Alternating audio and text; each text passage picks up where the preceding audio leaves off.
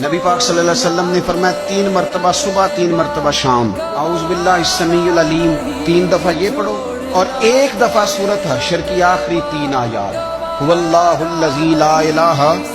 الا هو عالم الغیب والشہادۃ هو الرحمن الرحیم۔ اعوذ باللہ من الشیطان الرجیم ہے نا،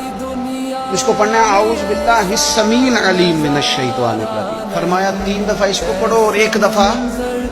سورہ حشر کی 3 آیتیں، 1 دفعہ صبح اور 1 دفعہ شام۔ صبح کیا ہے، شام کیا ہے؟ تو اعلیٰ حضرت بریلوی فرماتے ہیں صبح سے مراد ہے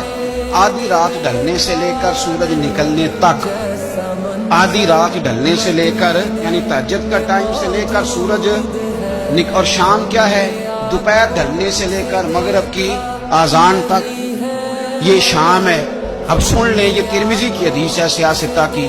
نبی پاک نے فرمایا جس نے 3 مرتبہ اعوذ باللہ پڑھی اور 1 بار سورہ حشر کی آخری 3 آیتیں پڑھی،